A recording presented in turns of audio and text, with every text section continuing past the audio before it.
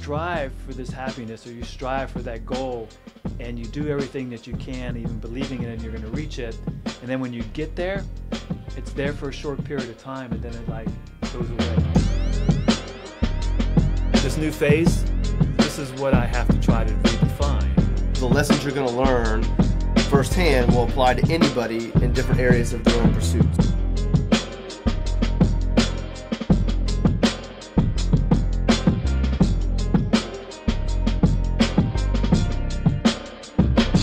Welcome to the next episode here on All About Your Benjamins. This is like take number 4. You're not going to see all the mistakes we've had already, which is funny. When I do this by myself, I never have mistakes. It's one take and done. Bring you to the show, and you get a frog in your throat, and SD card, and the recorder goes out. So take number 3 is going to be the successful one. I'm going to shut up and kick it over to Terry and let my dad take this episode off. He's got a great conversation for today. I'll chime in with my 2 cents, and but let him steal the show. All right. Good morning, Jay. Good to be with you on this Tuesday already, March 8th, right? March 8th? Goodness. Mm-hmm. Time's moving along very quickly. So that will be the subject today, about time management. Mm-hmm. Might seem to be an obvious topic and one to even maybe not having a conversation around. But I do want to share a little bit of my experience with this so-called time management phase of life now not working. But before we do that, being this is March 8th, it happens to be International Women's Day. Mm-hmm. So we want to first extend our thank yous, our accolades, our wonderful, blessings that we have for the special women in our lives, from our family to our friends, the listeners out there, clients, and all. Thank you for all that you have done, continue to do, and demonstrating the tremendous and wonderful example you're setting for all the young women in our lives, for this new world in which they're growing up into and need to advance. So you are leading that very strongly for us, and we can't thank you enough. We probably could have an episode on International Women's Day and the contributions, but that will leave that as maybe a thought for the future, and maybe some guest speakers on that. So thank you is the least that we can say.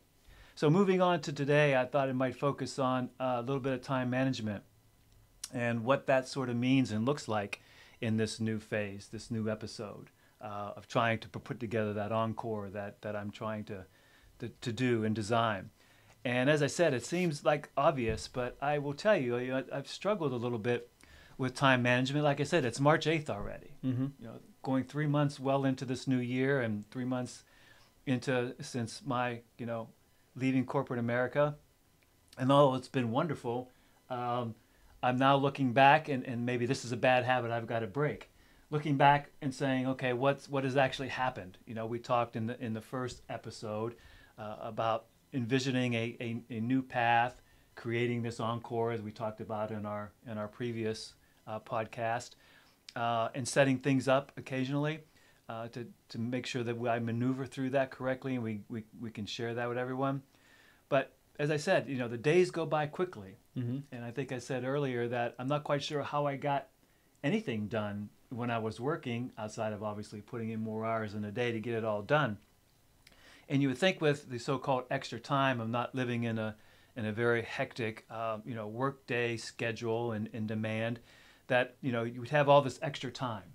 And indeed, I do have extra time and have used it, I think, wisely. For example, and I know I'm not going to be giving updates all the time, but I have gotten to a very solid workout routine. Mom and I are now working out each day on a regular schedule, where before was a little hit or miss.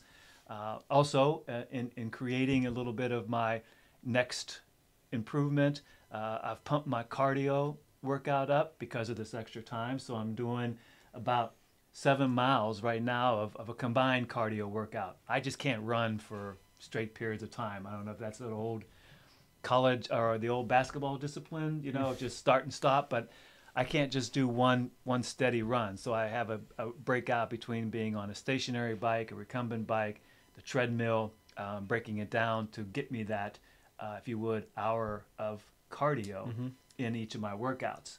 So that's equivalent of right now doing about, if it's 3 or 4 days a week, kind of between 24 and 28 miles a week, which is much better than I was doing. So I'm feeling good about that.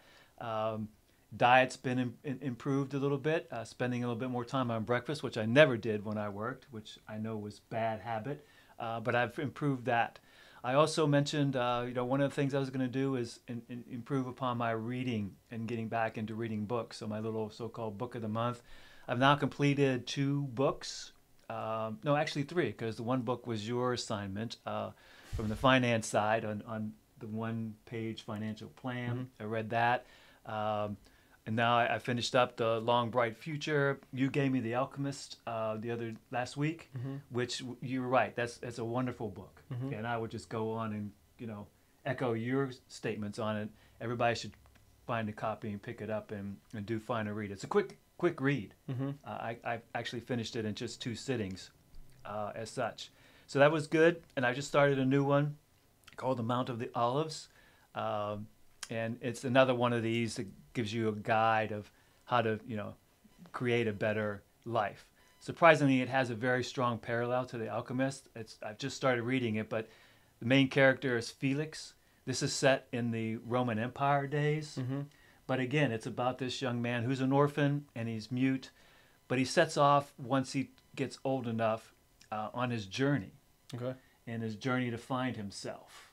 And again, he meets an individual just like Santiago meets, the king and the Englishman, and then and such. So these all seem to have the same theme, and you say it a lot as well. Is you have this starting out, and it's about the universe and watching and following the signs and the omens. So this Mount of the Olives, like the Alchemist, talks about the same, watching for the signs. And speaking of signs, I had a similar experience as you. Mom and I were going out last week, and there happened to be an eagle flying in our neighborhood and landed on a tree. And I remember you talking about the symbolism of the eagle and what that means. So I took that as a good sign and omen that maybe what I'm doing is a little bit on the right path. So I continue this path. So there's a reason that the Alchemist and it was the Mount of the Olive. Is that what you said it was? Yes. Like it's a universal truth that is just being told, and it's right in front of our face. Like that's why I'm like so excited about it, because it's right in front of our face. It's always been in front of our face, and it's masked itself as a story, but the story has some truths to it, and that's why it shows up in so many different places. So those 2 books tell the same story. I talked about Boyd Vardy's the Lion Tracker's Guide to Life. It's basically the same story with the same premises. It's because it's true. And hopefully people see past the story component of it and see the truths behind it and realize that the characters in those books are themselves and other people in their lives, and kind of dive deeper into it and learn what these stories are telling, what it means to them. Has nothing to do with time management, but I also think it's funny you mentioned that you're getting good about eating breakfast now when intermittent fasting is all the rage. So you're not supposed to eat breakfast. You're supposed to fast until like 10 or 11 o'clock. So you didn't even know, but back in the day you were doing things the right way, and now you're doing it the wrong way. Very true. Good point. And I, since reading that, as you had mentioned about this intermittent fasting, but it's also about, right, in the number of hours. I mean, not that we need to have this discussion about intermittent fasting, but the reason why I say about eating breakfast... I was only giving you a hard time. Right, but that's fine. I deserve it. And that's what this is about. And again, my lesson in life is to, seek a little bit more of that proper guidance, not knowing it all is part of the lessons that we learn too. And even though we're talking this way, it does have a little bit about this time management, because even with the intermittent fasting, it's the number of hours in between and how much you eat. And that's right. I forgot you're 66 now, so you eat dinner at 4 o'clock. Yeah, we get the blue light special these days.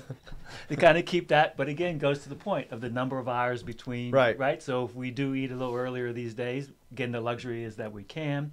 A second reason is it allows me to have commitment, which is part of one of my points that I'll be making here on time management, at least how I'm approaching it, to be able to do things like you gave me the opportunity to help you and BJ coach, the 5th grade team, and not having that problem of worrying about, being available for that. So all of that, you're right, does come together, and it does kind of tie into time management a little bit, because what I've decided to do to help me is I'm attacking this sort of time management component in this part of life with a certain plan. And I don't mean to make this so academic, but I'm finding, at least for me, and I don't know if many of you out there have the same same struggle, and challenge. And the fact is, you still have to have a discipline in order to get where you want to be, even though we have this luxury of extra time, right? So with the extra time that we have, we still have to have a discipline around what we do to get things accomplished and how we set things up, because it's still driven by life, and life throws some things at you that you've got to do. So how I'm attacking it is I'm calling it old school defense, and I'm a defensive-minded player. Knowing the defense kind of creates the offense and drives a lot of the tempo, and this is probably something that the basketball fans out there, younger than I, probably never heard of, but it's a triangle and two.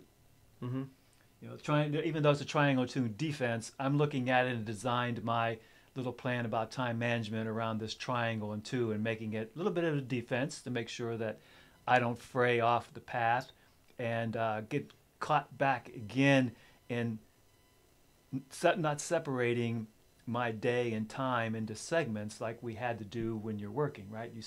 You segment your day between this, that, and the other, or the way your work schedule goes. And you can easily fall into that pitfall. And I found myself actually doing that, Jay. I was falling back into my old habit of predetermining how my next day was going to be and what I needed to do. And it's like, wake up and be exactly. Just wake up. That's right, and that's it. And even though I am waking up feeling much better today than I was 3 months ago, I still find myself slipping into bad habits. So that's why I wanted to talk a little bit today about time management, and in a broader sense to say, this plan of mine to look at it as triangle and two is that obviously the two is about, Denise, your mom, and I, and what that all means for us and how we go through our day either separately or together, and what we need to schedule to make sure things get done correctly. But the triangle piece at the apex of the triangle is all about our happiness, right? And we can talk about happiness in another session. But the definition of the happiness is driven a little bit about making sure that we take as much advantage of this extra time that we have, and what that means to us in our happiness-driven world that we're trying to achieve. And that is about enjoying and creating the life that, that we want to have now. And using a phrase, kind of paraphrasing from The Alchemist in this book, The Mount of the Olives, the idea is about you kind of go out and seek about the end, where you want the end to be, and you seek the end and you start from there, and you make it happen. Or that words that are spoken define, your life.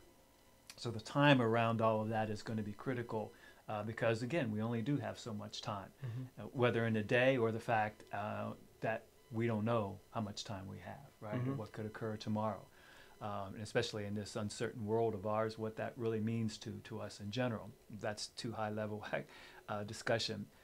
At the other apexes of the triangle is going to be about enrichment. What are those things, and how do I spend the time on myself to make sure that my health remains as strong and as positive as possible? I mean, obviously, we talked earlier about we have a much more, longer life. The longevity has been extended. So we have to do things to make sure that we're remaining healthy so that we can live these extra years or extend those years into the future. I mentioned a little bit about better cardio workouts than I've had, improving the diet some. But we'll talk about this. Maybe this is a good juncture, I've thought, where we could have a speaker who's much more knowledgeable about the right things to do from a health perspective than us just reading or listening or following some other things. And obviously the other piece of that enrichment, it's got to be about the mind and soul. How do I spend my time to do those things around, again, I know I'm reading more, I'm learning a lot from you and the opportunity you're providing me here. So those would be some things. But there's a lot more that I could do to help with the mind and soul. Obviously the soul has a lot more to do with where I need to search internally, get some meditation, which I haven't started yet, and things of that nature. And then the other piece, the other apex of the triangle, obviously, is about contributions. How do I spend my time with the contributions that I need to make to myself? Still to family in a slightly different way. But obviously, this extra time gives me more time to be with family and do the things that are necessary, and spend with not only loved ones and families, but regain those connections of key individuals throughout my life that I need to spend some time with and reconnect. I think that's important to us, certainly as entire life, but I think even more so now, as we talked in the previous episode about as we age, our span of those close to us becomes smaller for lots of reasons, you know, so we need to do that and how we spend time around that. And then the community aspect, you know, not just our community here in Indianapolis or our neighborhood in Devonshire 5, but, you know, is there any way that we can help in the world? You know, what are those things we can do? You know, find and seek out those opportunities. And so I think everything around time has to be driving me to my triangle and two way of attacking. And I don't mean to say that I'm going to be so disciplined that I'm going to be so structured now that, you know, my day has to work this way. You know, the luxury should be that you give yourself the opportunity to relax and know that your day is yours and you have more time, extra time to do the things you've always wanted to do or improve upon those items that you wish you could do, and then also develop the necessary, you know, environment around you with the support system that's needed at this point in life, because it is a little different than just 5 years ago on what we need and how we do that. And those things have been important. And like I said, I've struggled because, as I said, the days go by quickly. You know, here we are already. We're past 12 and on Tuesday, and Tuesday's just about gone. And you know, tomorrow's Wednesday already, and before we know it, the week is past us. And not that I'm saying I have to get all this done this week, but I want to say for us, I think it's important to understand the flexibility that we have now in this time of our life is critical to us accomplishing a lot more of our, you know, serenity, and also our desire to be much calmer, at least as I'm speaking for myself, about the days and how I move forward, and being much more happy, back to the happiness piece, knowing that I can do all this and feel good about the day, and not just saying that I just sat around all day, right? Which we talked about several times, that this life used to be where you got to this point and then everybody just was supposed to sit around because that was the model. But now we're saying you have to be much more aggressive at it. But again, I know I'm being repetitive, but the struggle for me has been, and I think it's just kind of subconscious, it's like, okay, here are things that I know I need to get done today. I mean, you know, there's certain household items that still need to be done, taken care of. You got this little piece you want to do. Now the basketball season's over for the 5th grade team. I mean, that obviously opens up some time versus, oh, well, we had practice Tuesday and Thursday evenings. We had games Saturday and Sunday. I know that's the life that, you know, that you and all the other young families have anyways today, with scheduling around our kids, you know, and their schedules and what that does. But the reality for me is I have to recognize that this time not only affords me the extra time, but it's that time when I can really stop and breathe and enjoy what I've done, rather worrying about, oh, I got to get this done by 5 o'clock today because I now have this and tomorrow is going to bring that. I don't really know what tomorrow is going to bring. And truthfully, I don't know what tomorrow is going to bring because my schedule is kind of set in a certain way, but only for a fraction of that day. And so I could decide on any given day how the rest of it goes or what I fit in. And I think that brings in itself just a happiness level that we never had or possibly didn't have prior to hitting this phase of our life. So joining this moment and going forward, I believe the importance is to just keep looking at time is not anything anymore. It's just a moment, and each day is a moment. And what you've done in a day is tremendous, and not knowing and worrying about tomorrow, because then when you wake up tomorrow, then you can make it happen. And I think I found that to be very much the case thus far in the 3 months, but also amazing to me to think that I was easily falling victim to myself. When I told myself I wouldn't fall victim, I fell victim to it, and I had to stop and correct myself. And I know a correction is necessary half the time, but I just kind of a little disappointed in myself for slipping like that. and putting myself at a point where I was looking at it going, well, I got to do this, got to do that, got to be here, tomorrow's here. And I thought to myself, geez, before I know it, I may pattern myself that way, even though it's not work related. And before I know it, weeks or months would go by, and maybe I would have a certain level of that happiness that I'm trying to achieve or build, but maybe I would interfere enough that I really wouldn't be getting the full extent of what it could be, if that makes any sense. You think too much. Well, that's part of it. And again, I know it's part of my DNA, and that will change over time. But my point is, I think if we're not careful in this phase, you can feel good about not working, doing as you want to do, thinking you're accomplishing all these new things and creating a new way of life. But then before you know it, whatever that period of time is happens, and you look and go, oh my goodness, I really didn't take advantage of that new time I had available to me. And even though I'm happy, maybe I've missed some opportunity to be a little bit more happy, or to find that moment of how do I build this into the community, or that into my enrichment phase, and what that means overall to my plan to drive, more happiness into this phase of life and extend it. So I would challenge everyone out there, even in the non-retirement phase of our lives, to stop for a moment and recognize that the time that we spend and how we use that time should also be looked at as what's best for us, for me, and how I can incorporate that, even if it makes sense to adjust a few things. And again, we know as a family phase of life, there are things that you have little control over, like kids' schedule, and you've got to work around that and what goes on in work. But I also think that, as Americans, we don't do a very good job of taking advantage of the time we're supposed to have available to us, to have vacations and take the time to do the right vacations, or build that into weekend escapes once the kids get to the age where you don't have to worry about them. Those are all very critical as well, but I think that has to be more the driving force behind what we do today in this phase and how we use that time. I think the answer to figuring out how you more happy and bring more happiness to it is my obsession with passion and experimentation. Like, I think life should be a series of experimentations. And I've been living this and didn't really know about it till after the fact, but I'm constantly trying new things and seeing what is it like to be that version of myself. Right now it's making the videos. What's it like to be Justin the filmmaker?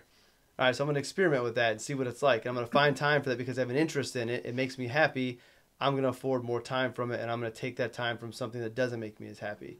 And who knows where that goes. Like, maybe it's only a 6-month thing and I pull back, or maybe it's something that's much greater, but I'm letting my passions and my heart lead me to where I'm going as the printer just magically wakes up. But I think that that's so much, and I think that also ties into the circle and that meaning of the number 36. I've talked about it on previous episodes, so I won't go deep into it, but there are 36 lines that make up the circle for Harmless Wealth, and then the circle that I am using for the pursuit. And 36 is believed to be an angel number, so guardian angels communicate to us signs like the eagle, numbers. That's why you see like 111 or 444, and people get excited about that. There's believed to be meanings behind that. And 36 is our guardian angels telling us to focus on ourself and our family and the things that make us happy. So to me, that's my creative outlets. So putting that at the center of everything, you said that, focusing more time on yourself. And we're taught to be selfless, which you are very much. You are the definition of selfless to a fault. We're taught not to be selfish. And I think that lesson we're taught in elementary school on sharing your crayons and your toys and don't be selfish gets messed up, and it gets interpreted to that we need to put everybody before ourselves. And ultimately, we can't be our best version of ourselves to everybody else if we're not happy. Carl Paoli, who is a guest on The Pursuit coming up, well, actually, his episode's already been released on Pursuit by the time this is out. quoted something from Ram Dass, who is a guy that is a very well-known spiritual leader, meditation, all these different things. But he said that my only gift to you is to be the best version of myself, and your gift to me is to be the best version of you. And we can't be our best versions of ourselves if we're not happy. So what makes us happy? And spend more time doing that. If that means that you're not able to be there for something or somebody else, that might be okay, because that something or somebody else may be making you unhappy, which is making you a lesser version of yourself for that person. So maybe you're not able to be there for them as much as you once were, but when you show up, you're a better version of yourself because you're happier and you have a bigger impact on that person or that thing's life or being. So I think it all comes back to, we actually need to be a little more selfish when it comes to our own happiness. That the thought that we can sacrifice our happiness to make our loved ones happier is false. And that we do have to be selfish with ourselves and our time so that we can be better. And this is something that, as I talk about this, I hear Dr. Phil Perlman, shout out to Phil. He was on one of my podcasts. I think it was All About Your Benjamins, but it may have been Advisor Tomorrow. But regardless, during COVID, and he was talking about the 3 letters he has on a note card. And it was HFW, health, family, work. And I said, I think mine would be family, health, work. I would do FHW. And he said, that's good. And he did the same thing to me. I can't be the best for my family if I'm not taking care of myself. And maybe it was a year later that I actually understood that and got that. It's not easy, especially when you set the precedent of, I'm going to sacrifice myself for you all.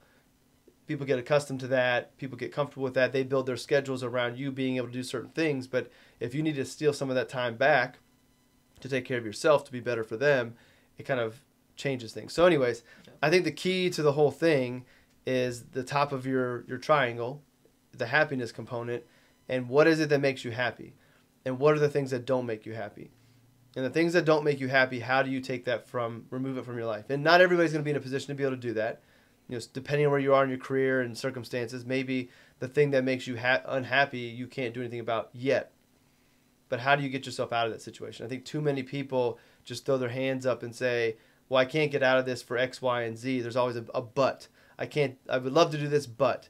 Well, take the but out and figure out how do you make that change. And maybe there's financial planning things that can come in to realign your budget or make some changes to get you in a situation to where you can leave that thing of unhappiness. I feel like a lot of times the unhappiness comes from work or relationships. Those are probably the 2 main things that drive the maximum amount of unhappiness in someone's life. So how do you alleviate yourself from that, understanding there's probably going to be some uncomfortable conversations. There might be some short-term sacrifice, but at the end of the day, if you can make yourself happier, then that's better. And back to the final point of, we don't know how much time we have. So why spend our life doing things that make us unhappy? Right. Minimize it at very minimum. If you've got 5 things in your life that make you unhappy, get it down to 1. Like maybe there's 1 thing you can't get rid of, 1 person you can't get rid of, but eliminate the rest, and now you're at least happier. You got rid of 4 out of 5 things, so 80% happier now. Yep. I think happiness is the key. I believe passion and following your heart is the guide to get you there, but it's not as simple as saying, I'm really passionate about this, I want to do it. There's a lot more that goes into it, but if you let that be your North Star. And I think the quote you were thinking of from The Alchemist is, I don't know where I'm heading, but I know how I'm going to get there. I think it's something to that extent. So you know what it is that you want to be doing. You just don't know where it's going to lead you. But you do that almost blindly because it's what you love and you want to be doing. And you just have that faith in the unknown, right, that it's going to lead you to where you're supposed to be. I think when we overthink things, this is my purpose, this is what I'm supposed to do, when we try to tell ourselves what it is when we never find it. Right. When we let ourselves just be and we follow, that's when we ultimately find what that is. So yeah, and I think that's very, very spot on, Jay.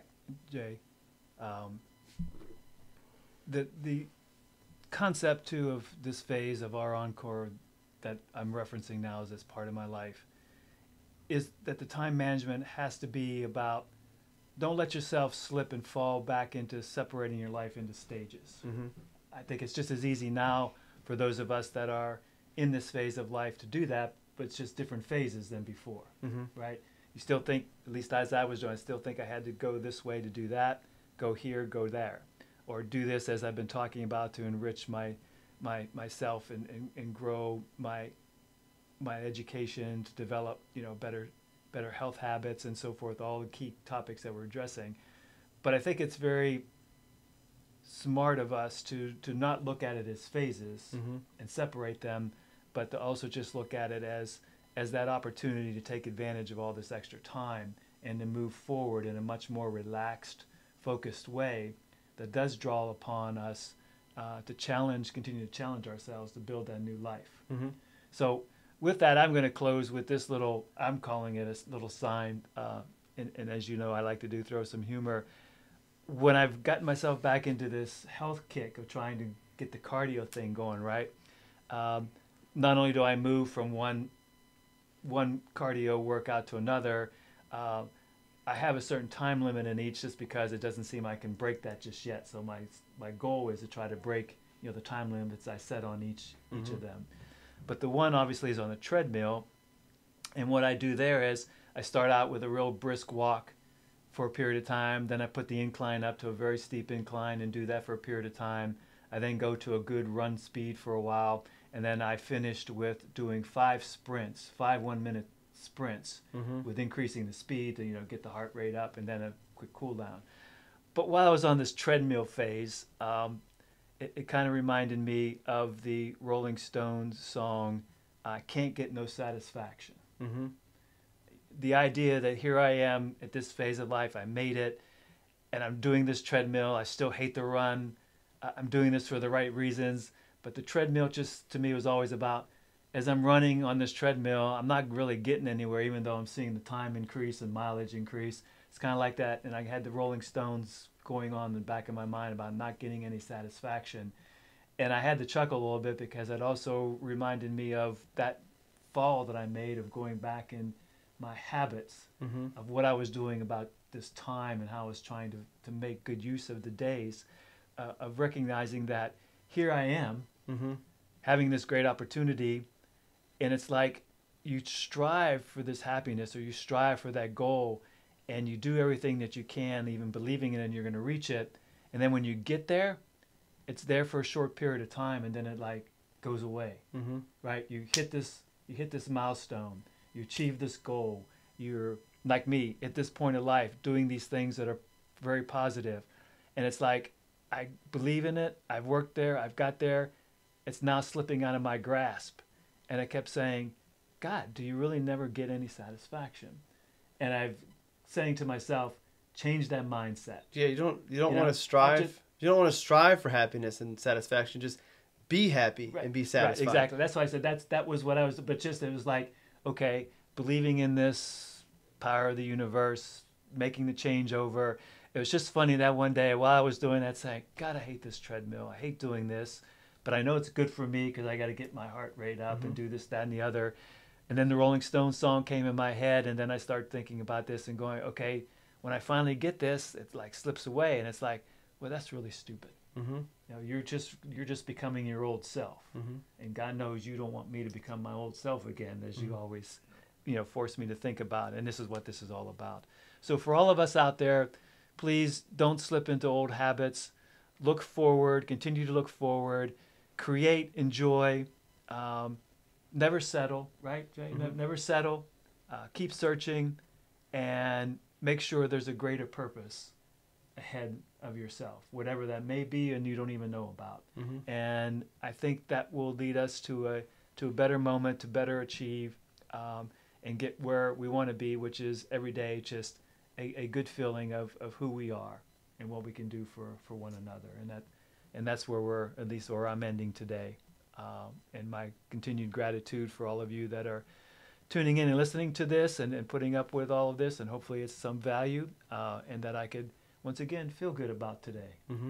God knows I got to be with you this way and feel good about you, as we always do. So I got another book for you to read, Atomic Habits by James Clear. Okay, you should read that. It's about the habit forming and like falling back into old habits and how to break that. It's a real well-known book. Like, people listening have probably already heard of it, but Atomic Habits should be one of your next books. Yeah, we'll put that on. All right, well, I'll let you be the one who ends this show since it's your show. But I am going to steal the second to advertise and talk about the new podcast channel that I launched. So by now, it has already happened. The Pursuit on All About Your Benjamins has been spun off to its own brand. My desire to talk about passion and encouraging and inspiring people to go after their passions and then bring the financial kind of component to how do you make it all work. My desire to do that is so great that it needs its own brand to grow. So you can look for the Pursuit podcast. It's just PRST. P is for passion, R is for relationships, S is for self, T is for time. We'll spend more time talking about those. But it's on all the podcast channels, and it actually has 3 shows that are going to be going on. So right now it is the Pursuit. The Friday show is still showing up, and that'll be over there. There'll be one we're calling On Our Pursuit, which is where I interview other people about their pursuits. The first 2 episodes are great. Carl Paoli, who's somebody I followed for years from the CrossFit world, and then Tyler, shout out to Tyler, my video guy. We actually talk about how he centered his life around surfing and what he did to make that his passion is actually the center of it. He embodies the pursuit, which was so cool because I knew that's what he was doing. But as we did the interview, I was like, you are going to be the first new interview on this channel because you embody the pursuit and you make all this happen. And then I'm going to start off, it may be a couple weeks, doing the Daily Pursuit. So kind of a inspiration from Ryan Holiday with the Daily Stoic. He does a daily podcast about something from Stoicism, something to think about. This will be a 5-minute episode, a thought or something to think about on that day as you go on your pursuit. So it could be inspirational, it could be a quote, I don't know what it'll be, but every day there'll be the Daily Pursuit, which will come out as well. So a lot of content that's going to be there. I didn't want to fill up All About Your Benjamins with that. So All About Your Benjamins is going to kind of go back more to the personal finance subject matter that it used to be. Next episode will be a podcast. We'll do an interview a month on All About Your Benjamins with people from the personal finance world or topics that play into it. And then the weekly mixtape audio will show up on the weekends, just breaking down news from the week before, how it applies to planning and investments. So excited about that spinoff and just want to make sure everybody who enjoys the pursuit and maybe didn't catch the latest episode hops over to PRST is the show and the channel on all of the podcast networks. So with that, we'll wrap up today's episode and catch you all in the next episode. All right. Thanks, Jay, for sharing that. Again, another great move on your part as you embody your inner beliefs and disciplines to the world and yourself and your family with this. So we appreciate that. I appreciate it. To all of you that are viewing this, thank you for taking a moment to join in. If you can, like and share. I guess I got to start worrying about my metrics a little bit here. We don't worry about metrics. We just create, and we just want to see. I want to make sure everybody caught the Pennsylvania that came out. All of yous, the East Coast came out. Yeah, but yeah, it was the plural of yins. I know. Yins is the Western Pennsylvania. YINZ. So I just took the plural for yins. Okay. So we'll let that slide in there, and that's a good thing, Jay. I'm getting a little bit more relaxed about just speaking how I want to. So again, thank you all. Again, happy International Women's Day to all the special women out there. Continue to make the most of your day, and we'll catch you on the next time around on the next episode. Take care.